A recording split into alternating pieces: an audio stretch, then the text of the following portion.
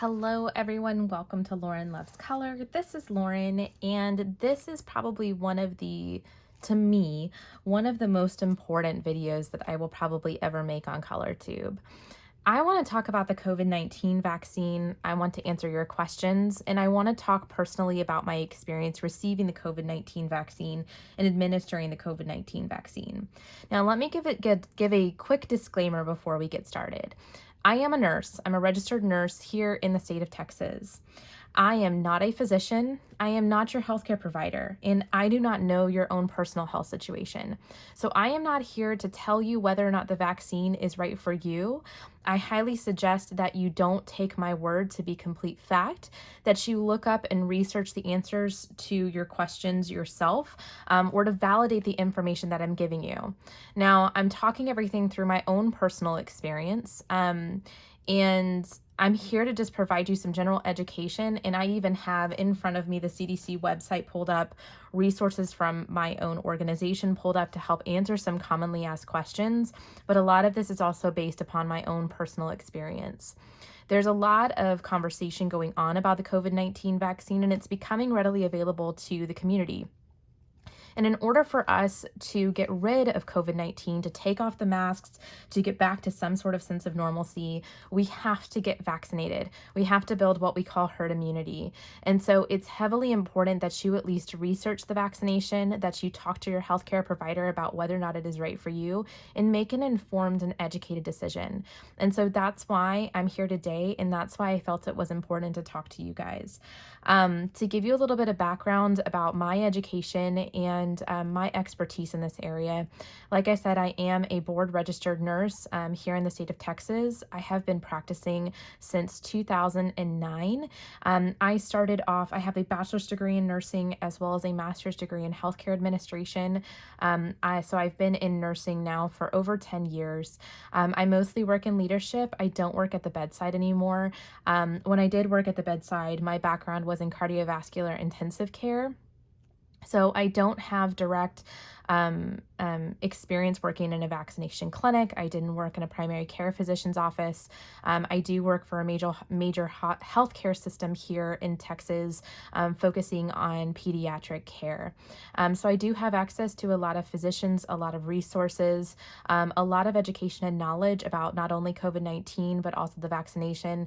I've never taken care of a COVID-19 patient. And like I said, I don't consider myself an expert on COVID-19, its treatment, or the vaccination itself. I'm simply here as a consumer of healthcare, just like you are, and want to share kind of my, personal experience and personal journey. I did ask out on Instagram for people to submit questions, so I do have those questions as well that I would like to answer, and also provide some additional resources directly from the CDC, which is a regulating body here in the United States. So with that being said, let's get started. I thought that this would be the perfect book to color from while we talk. This is the Belba family stone mosaic book. I figure COVID-19 and the vaccinations seem to be a mystery, so let's color something that looks like a mystery. I don't know, that seems kind of cheesy, but I thought it would be okay. And I am using the 100 set of Caliart markers. So let's talk a little bit about the vaccine. So the COVID-19 vaccine became available in the United States under emergency use authorization back in December. My organization was able to receive some of the first doses of the vaccine. There are two vaccines that seem to be very readily available across the world. One, which is the Pfizer vaccine, which was approved here first for use in the United States under the emergency use authorization. Secondly, it's the Moderna vaccine, which came out, I think, like maybe a few weeks after the Pfizer vaccine. Now, the Pfizer vaccine, one of the limitations to the Pfizer vaccine, and one thing I kind of saw people ask a lot about, is why was the Pfizer vaccine not more readily available to the public and to, populations outside of healthcare workers in the very beginning? And that's actually a pretty easy question to answer. The Pfizer vaccine has to be stored in these sub-zero temperatures. So you have to have certain freezers in order to be able to store them. And also, I believe there was a really big push to try to vaccinate large quantities of people as soon as possible. So many hospitals, including my own, happen to have these large refrigerators and freezers to be able to store the vaccine in those kind of very severe temperatures. So we were able to get quite a large number of them. Also, my organization does vaccine development and trials and things as well. So they have a lot of the tools and things to monitor it. And they, of course, are very open to receiving the vaccine because they had done a lot of research on the vaccine itself. I will tell you that when I heard that our organization was getting the vaccine, that I was a bit nervous.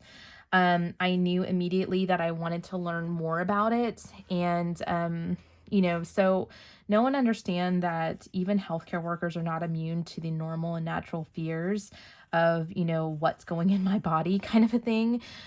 We also don't want to be like lab rats or just kind of experiments. But at the same time, many of the people within my hospital, of course, had been exposed to patients with COVID-19, and had their own fears about getting the disease and bringing it home. One of the first questions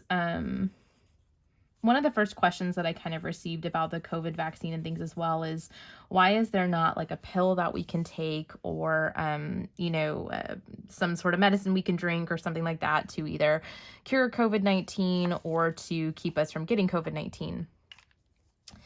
And why 411? Sorry, I should have pulled my markers out beforehand.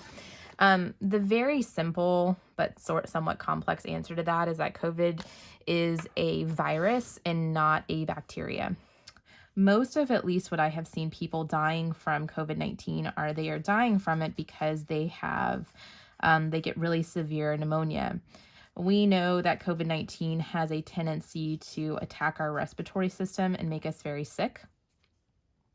And with a virus is very different from bacteria, where if I have a bacterial infection, I can typically take an antibiotic and cure it.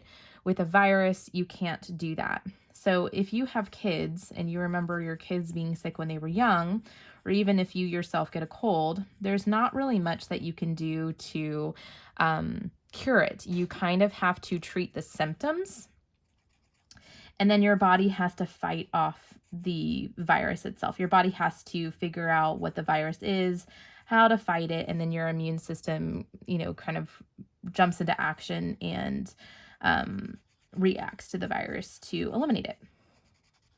So COVID-19 is the exact same thing. And what we have kind of found and what I've seen is that a lot of people end up having complications from COVID-19 due to the fact that they get really, really severe pneumonia. And when you get pneumonia, in the sense to where it then inhibits your respiratory system and you start to have problems breathing, and you can't support your respiratory system on its own, sometimes your body then will shut down. And you have to require a lot of mechanical and ventilation support. You hear people talk about ventilators. You go on these machines that help you breathe.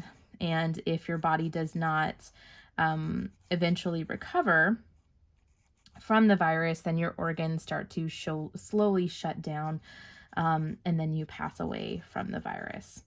And I don't say that to scare anybody, but just to be very realistic about, why do people die from COVID-19? And people can die from COVID-19 for other reasons and things as well, but that seems to be kind of what I hear most frequently, is people die really from the complications from pneumonia that comes from COVID-19.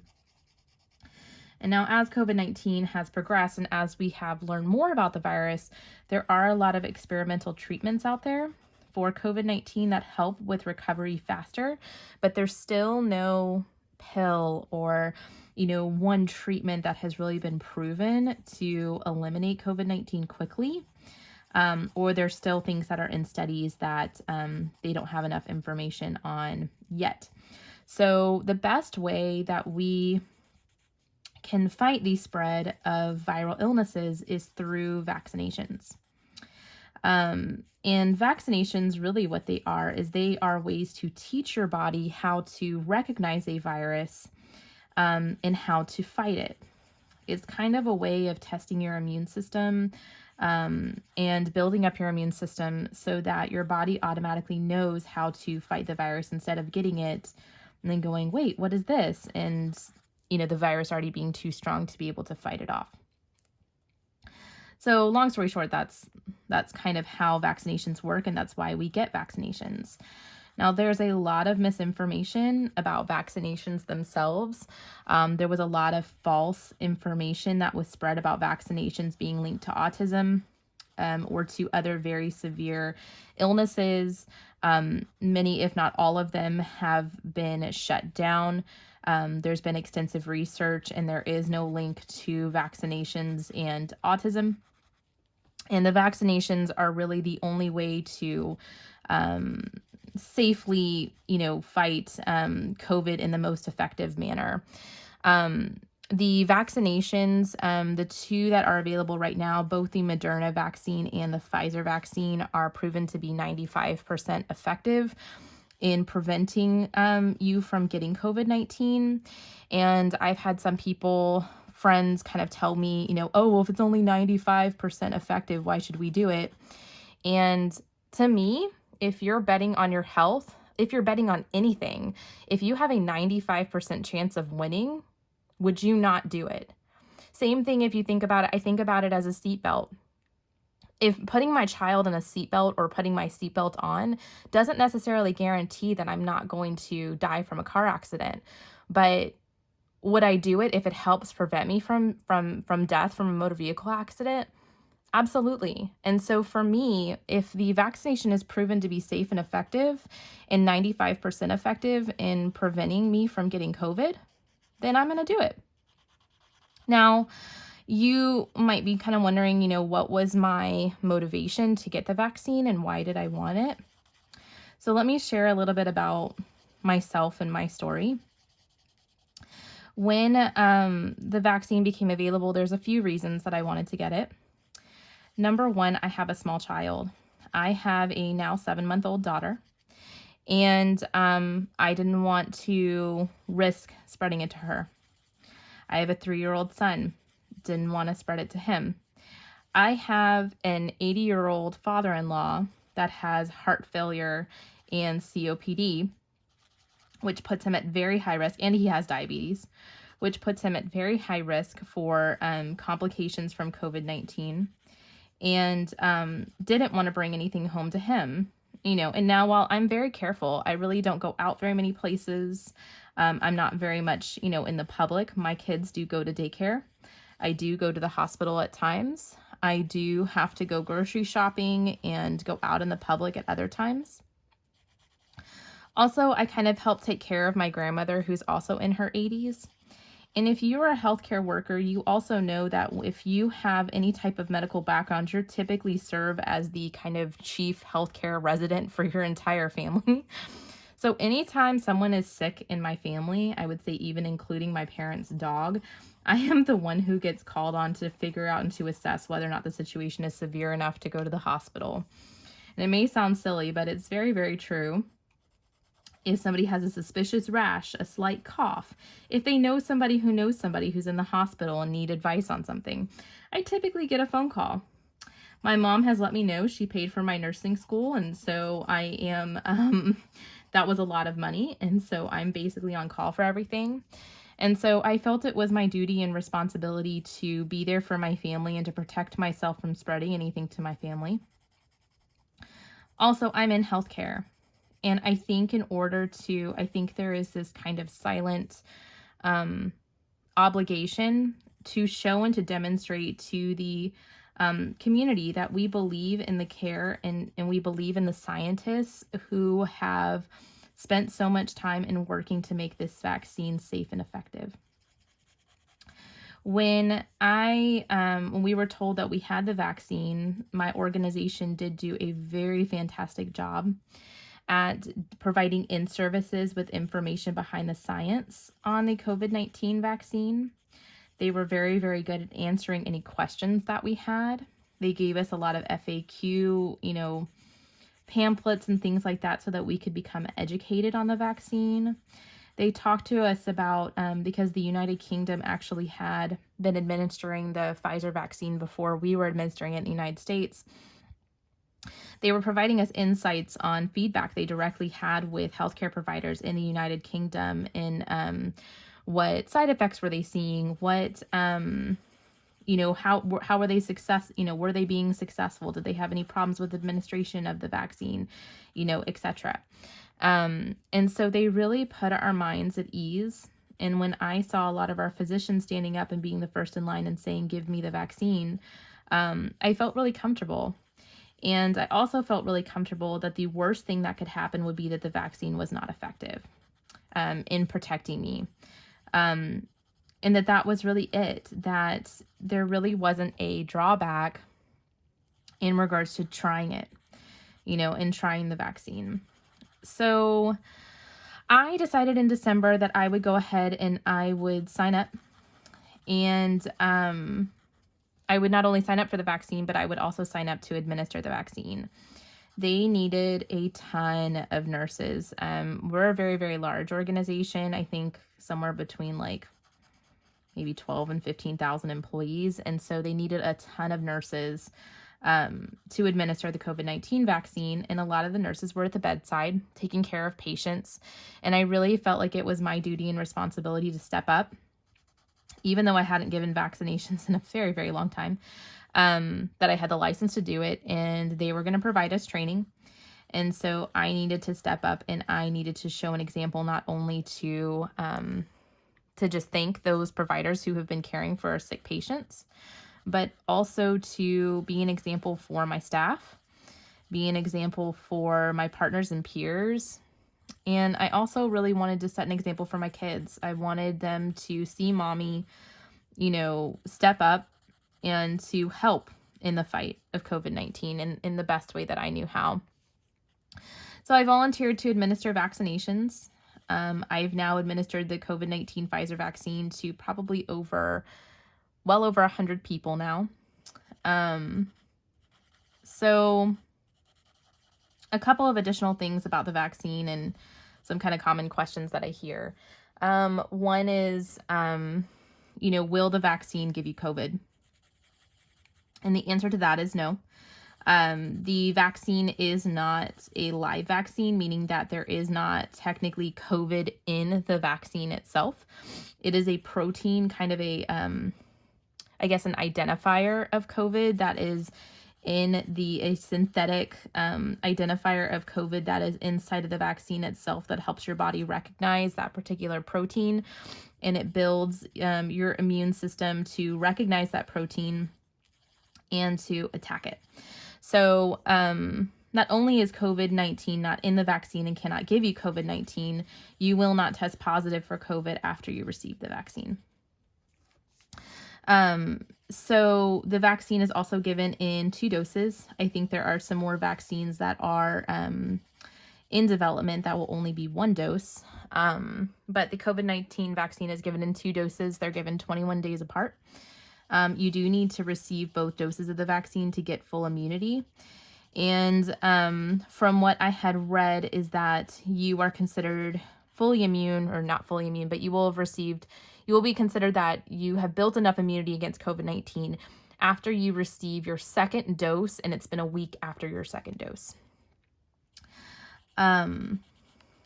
is when they consider that you have your immunity against COVID-19. I've also had people ask if you're breastfeeding or pregnant. Yes, you can receive the vaccine. They do encourage that you do speak to your healthcare provider about that, because I think there's a lot of things that are still kind of under study. Like, they don't know if your baby will automatically have immunity and things like that. But the COVID-19 vaccine has been considered safe for those who are pregnant or breastfeeding. Also, the COVID-19 vaccine right now is only approved in the United States for use on anybody of the age 16 plus. There's not a ton of research yet done on little ones, but also they have kind of found that little ones are not the ones who have a tendency to get sick. And in working for a pediatric hospital, I can definitely tell you we have not seen the rate of COVID positive patients with severe illnesses or complications like they have in the adult hospitals. It's been a lot more devastating to adults. I think we are now worldwide at 1 million deaths related to COVID-19, and I think in the United States we are close to the 400,000 mark of deaths in the United States related to COVID-19. Those who seem to be at greater risk are those that are of the age 65 plus and that have comorbid conditions, including like diabetes, COPD, asthma, heart failure, any type of respiratory illness, emphysema, things like that, just because of the COVID-19 having that ability to kind of affect your respiratory system. And also if you are overweight. And I do meet in that category. I am not a skinny mini. I definitely don't eat right and exercise as much as I should. And so that was another factor for me as to why I should get the vaccine, is because I am at higher risk with my weight. So with it being said, let's go ahead. We're already at 21 minutes. Let's talk a little bit about my experience and my personal experience with the vaccine. So I received my first dose of the COVID-19 Pfizer vaccine in December. And I was very nervous when I got the vaccine. I just didn't know what to expect. I will tell you, it's very uncommon for people to experience very adverse reactions to the vaccine. You are always at risk of experiencing a reaction to anything you put in your body. But the reactions are, you know, I want to say they were less than 1%, but don't quote me on that. A very small percentage of people saw any type of adverse reaction that we would consider severe, like anaphylaxis, that causes, you know, issues where you can't breathe and things like that related to the vaccine. And usually those types of reactions are related to something that's in the vaccine itself. So one of the chemicals that is in the vaccine. So I will tell you, when I received the vaccine, they actually did give us a list of everything that's inside of the actual vaccine solution, just so that you could make sure that you weren't allergic to anything in the solution itself, which I wasn't. So I received the first dose of the vaccine. The needle size is that of a flu shot. So it is a little bit of a longer needle. It is about 1 inch, I believe. You can get 1.5 inches, but most of them are about 1 inch. And it's a very, very small bore. So even while the needle length itself is a little bit longer, the needle is very, very small. I can definitely guarantee you it is much smaller than when you give blood. So if you give blood, it's much smaller than that. And if you're a diabetic and you give yourself insulin, it is longer, but it is the same bore size. So it's a pretty small needle. Most people that I administered it to never felt it.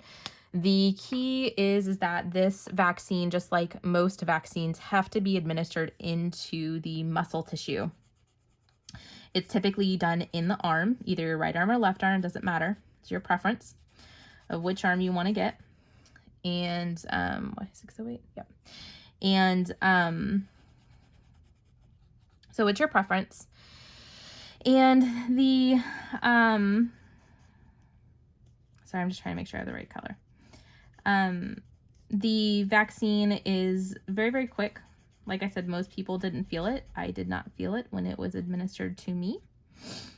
And it is common to have, because it is in the muscle, it is common to have some injection site pain after getting the vaccine. Very, very common. Just like when you get the flu shot, a lot of people say that they experience some soreness in their arm afterwards, and it's usually not immediate. But what you can do is you can take Tylenol or ibuprofen, as long as you're a normal, healthy person and those drugs are okay to take. You can take either one of those prior to the vaccine administration. That will help with the soreness. Or you can take it afterwards when you start to feel the soreness or something like that. You can take that as well, and it will help with the injection site pain. But I would say the injection site pain was very mild. I don't even think I took ibuprofen or Tylenol. I kind of just, endured it. And that was the only side effect I had. Now, the CDC did have what they call a V-Safe program, which is a program that you could sign up for that monitored your symptoms immediately after the vaccination. I think it sent me a text message every day for like the first week maybe to check on my symptoms after receiving the vaccine. And if your symptoms were severe enough, they would actually have somebody reach out to you from the CDC. But they also encouraged you, if you had any severe symptoms, to immediately call a healthcare professional or 911 to assist. We did also have some resources at the hospital as well with our employee health team to assist if we were having any kind of side effect that we were concerned about. But I didn't have any. And I've had many friends receive the vaccine, and they also said the first dose was really nothing, and they didn't really experience anything. I will tell you, about 24 to 48 hours after the vaccination, I felt really tired. I did have to kind of like lay down and take a nap, but I also am a mom to 2 very young kids, so it was also very possible that it was just related to having overdone it the day before. But fatigue is also pretty common with the vaccine. Know and understand that any symptoms that you experience after the vaccine, including things like the fatigue or chills or nausea or anything like that, if you receive any of that at all, it is your body's immune system responding appropriately to the vaccination. So your body's natural response is to start building an immunity, your body to start fighting and building up your immunity towards COVID-19. And so those symptoms typically are not very concerning. While they may feel scary at the time, I assure you they are much less scary than actually having COVID-19. So received the first dose, didn't have any problems or issues. I did also have, and you may have seen people on social media post, and I forgot to bring it up here, a little card. And it's from the CDC, and it just, my nurse indicated on there what the lot number was, which is basically kind of like the ID number of the vaccination that I received, the date that I received it, and where I received it, as well as it indicated on there when my next appointment was for my second dose of the vaccine. And that card I do keep with me, and I would encourage you to keep it yourself as well. While they did not really explain what that card is actually for, what I have heard is that it's going to be utilized, especially in things like travel, just to prove that you received the vaccine prior to traveling. I have heard, I vaccinated a few people who told me that they had family that lived outside of the United States, that they were already asking for that card to be seen before traveling outside of the country. So different countries may have different rules regarding how that card is utilized. But I would just say, when you receive it, don't just throw it in the trash. Just make sure you kind of hold on to it and keep it. Let's see, number 7, why 934? What is number 7? Number 7 is brown. So why 934? So the vaccine, you know, and I will tell you, like, I was giving the vaccine to a lot of people, and it was very emotional for many. Everybody had their own reasons for receiving the vaccine. Some of them being, you know, personal family members who either died from COVID-19, patients that they took care of that had COVID-19, you know, fears for their family or for their personal well-being. But it was also a time of celebration. There was a lot of relief on the faces of the people who received the vaccine, a feeling towards hope, you know, hope for returning back to a sense of normalcy, hope for returning back to, you know, seeing loved ones they maybe hadn't seen. I know my daughter is 7 months old, and there are family members that she just met for the first time a couple of weeks ago. You know, and I'm not used to that. My whole family lives in this area, and you know, it's been hard. But for this, and for a lot of these healthcare workers, this is really scary. Their face day in and day out of whether or not, are they going to bring something home? Are they going to get something themselves? And some healthcare workers have died, in the fight of COVID-19. So it's very scary. It's just a very, very scary world and scary reality. And I feel very fortunate that we were able to receive it. I even had one lady, as I was giving her vaccine, she FaceTimed her daughter, just to try to show her daughter, hey, don't be afraid of this. And one thing too that, she was really trying to advocate for her daughter is that her daughter was also African American, and we've seen a lot, the minority populations, and people of color, are more at risk for adverse reactions, to COVID-19, and more at risk for death and mortality. And so it's really important, that everybody receives the vaccine, but also especially those people who are at highest risk, whether it be medically or based upon your ethnicity or, whatever. We want everybody to be protected. So in between the time of the vaccine was Christmas. I really didn't have any issues or anything after the first dose of the vaccine. I did post on social media to my friends and family and just kind of let them know, hey, I'm good and everything is fine. Everything's going well, and didn't have anything happen. I received the second dose of the vaccine exactly 21 days later at the beginning of January. I don't remember the exact date, the 9th or 10th of January, something like that.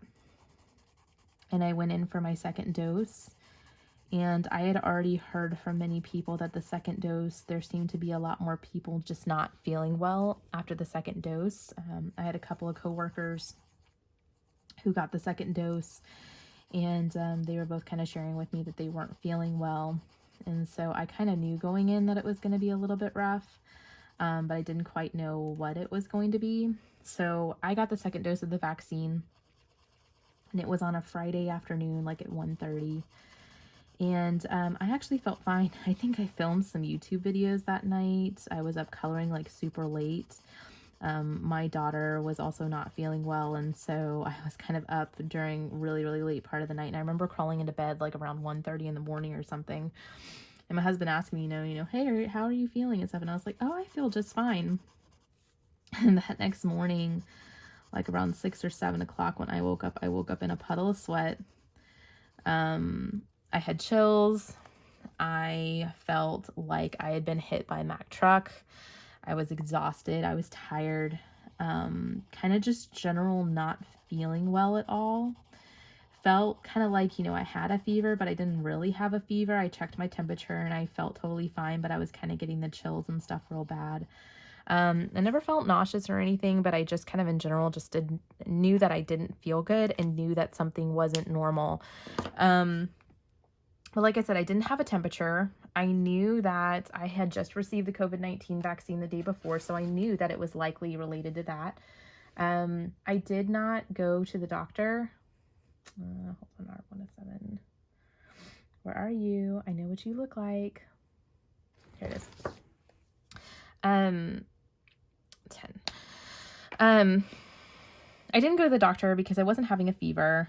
I knew that it was likely related to the vaccine, and I wasn't really worried about the symptoms that I was having. They didn't seem unusual or weird to me. I was breathing just fine. Everything else was okay. And so I just laid down.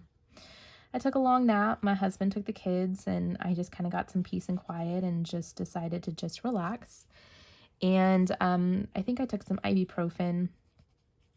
Oh, that was one thing too. My arm, I felt like somebody had punched me in the arm. My arm did hurt a lot worse. I couldn't lift it kind of all the way without having some pretty bad discomfort. But I mean, it wasn't awful. It's just kind of general not feeling good. And then by that afternoon, I think by that evening, maybe around 5 or 6 o'clock, I was up and running around. I felt totally fine. So, it's like, yeah, it sucked. I didn't feel good. I didn't feel like myself. I didn't feel normal, but I also knew my body was doing exactly I mean, exactly what it should be doing. It was fighting off COVID. It was building my immunity. And it was fine. And by that evening, I felt okay.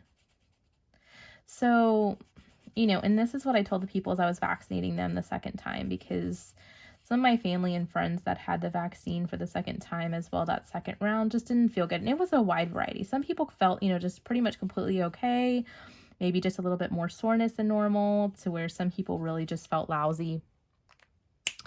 And so what I kind of just told people from then on out as I was vaccinating people was just, take it easy. Just plan for that second time that you're getting the vaccine to just take the day off from work or to just relax. Don't get yourself in a situation to where you're planning on doing a whole bunch of stuff that day, because you just may generally not be feeling up to it. 12. So, and I think if you take that advice, I think if you do just take it easy and you just relax, that you're going to be just fine. So, and the thing is too, is that if you're nervous about the vaccine or you're nervous about getting it, then educate yourself, talk to your providers, make sure that you have somebody with you, as kind of your support to help take care of you if you're not feeling that great. Plan to take it easy for dinner, maybe do something that's kind of quick and simple, but honestly feel reassured. Because if you're feeling something and you're feeling sick and you're not feeling that great after taking the vaccine itself, know that your body is also doing exactly what it should be doing. And that's reassurance that you did get the dose and that your body is learning how to prepare in the event that you were to be exposed. And that's the way that I looked at it, ultimately. And like I said, I was pretty well prepared. I kind of knew what to expect going in. But, and I will say that there was a wide range of people that were experiencing symptoms at different times. That were experiencing, some people were experiencing symptoms like within the first couple of hours. And then, there were people who were kind of like me, like within the first 24 to 48 hours, we're starting to feel a little bit lousy. One question too that I had from somebody as well, and one of the arguments that I kind of see all over social media, is why should I get the vaccine if I still have to wear a mask? And why do I have to wear a mask if I receive the vaccine? So let me share with you my thoughts on that. Number one is that we all have to wear a mask because, number one, the vaccine is not 100% effective in preventing you from getting COVID. Like I said, it's kind of researched to be about 95% effective in the prevention of COVID-19. And so it's not 100%. So you need to wear a mask. Secondly, when you're going out places and when you're going to the grocery store or going some places in public, people have no idea whether or not you got the vaccine. And certainly I could have just not gotten the vaccine and just proclaimed to the world, hey, I got the vaccine, I don't need to wear my mask, when you just don't simply want to wear a mask. So we all need to wear a mask, and we all need to wear a mask until we've herd immunity. So what is herd immunity? Herd immunity is when enough people have taken the vaccine that the community is pretty much considered immune, for the most part, from preventing the spread of a particular virus. So, and I've heard on the news that number is somewhere around 75 to 80% of people of the general population, have to have received the vaccine in order to be considered immune. So, what that means is that if you are tired of wearing a mask and you don't want to wear a mask anymore, you need to get vaccinated. Because we can't do this without enough people receiving the vaccine. And I think we're all tired of wearing masks. I think we're all tired of feeling like we can't hug somebody. I mean, like, when is really the last time, like, you really hug somebody? Or you really went on a vacation without having to worry. And, you know, the world just seems so different now. But we all have to do our part. We all have to receive the vaccine. You know, and I will tell you, like, there are people standing in line just begging to get it, wanting to get it, and we have to be educated. And there's a lot of misinformation out there. I posted, we have like a community page for my neighborhood on Facebook. And I posted the resources, and I will also link those resources down below in the description box to the CDC and FDA, kind of like most commonly asked questions, just to help educate people about, here's a reliable source. Here's like the true source for direct from the mouths of the people who approve this vaccine, information about the vaccine itself. And there were people suggesting, oh, well, if I just take vitamin D, I won't get COVID. And to me, it's like, okay, so who told you that? Did a medical professional tell you that? Because vitamin D is a supplement. It's good for your immune system, yeah. There are some great benefits to vitamin D. You have more energy. Yeah, you can help build up your immune system, but it's not like a vaccine. It's not an alternative to a vaccine.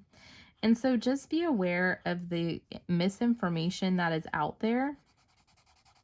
And to understanding your source. So if somebody is telling you or sharing with you, and like I said, even myself, even though I'm a healthcare professional, double check me. Do the research yourself. Don't just take my information for gospel truth, because you should educate yourselves on what is safe and effective for you. And the misinformation that is out there is so discouraging, because there are people who take it at gospel truth, and it's going to prevent somebody from getting the vaccine that really needs it. My sister-in-law has had COVID, and I will tell you, she was very scared. Like it hit her pretty hard. I mean, a lot of people, when they're sick with it, they're down and out for a good week. And it can be very concerning. So we have to be diligent about utilizing the science that is available and the treatments that are available to us to help. And so I'm very happy I got the vaccine. Oh, one thing too, now that I'm thinking about it, was kind of a common, I guess, perception, honestly, one that I somewhat had myself, that I had to research about as well, was how can they come up with this vaccine so quickly? You know, so COVID-19 is, I'm going to try to see if I can use my chisel nib. COVID-19 has only been around for, you know, what, 10 months now? In the United States, at least. So how could they come up with a vaccine so quickly? Like, don't those take years of research and development and blah, blah, blah? Well, one of the things that I found out was that the COVID-19 virus is very heavily genetically related to the SARS virus. And I don't know if many of you guys remember SARS, but there have been many vaccines already in development for years to protect against SARS. So scientists were actually able to take a lot of the work that they had done with the SARS virus. It was something like 96 or 97% like genetic likability to the SARS virus.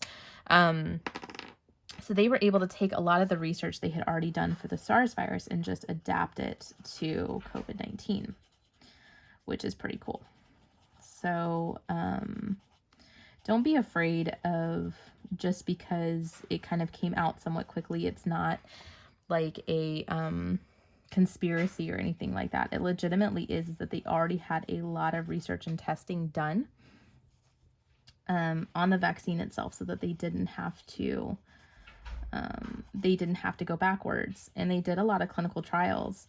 And one of the things I found on the little in-service that I attended was that the clinical trials were pretty robust. I think they had a lot of volunteers, as well as they had a lot of funding readily available, because obviously they're was a lot of push to try to get this vaccine developed, so they didn't have to wait on funding. They didn't have to wait on people to participate in trials, because there were a lot of people who were willing to be a part of the clinical trials for the vaccines as well. I know the Pfizer vaccine itself had a very, very large sample population, like tens of thousands of people, in a very wide range of ages. So, which was really, really nice. So, well, I think I have answered a lot of the most common questions, and answered a lot for you guys, at least as much as I feel like I can at this point.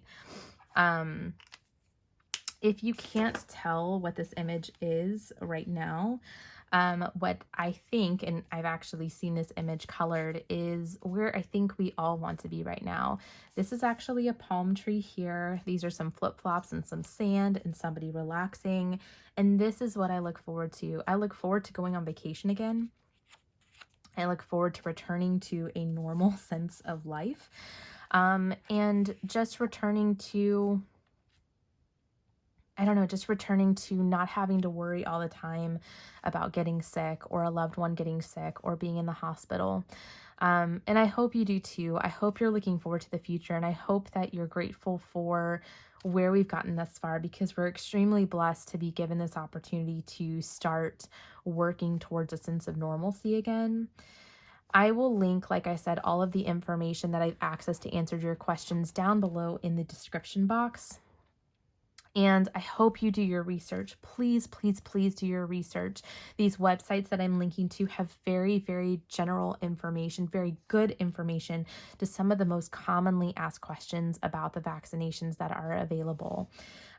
Do your research, sign up to get vaccinated, and let's end COVID together. With that being said, I hope you have a great rest of your day, and I will see you again soon. Bye.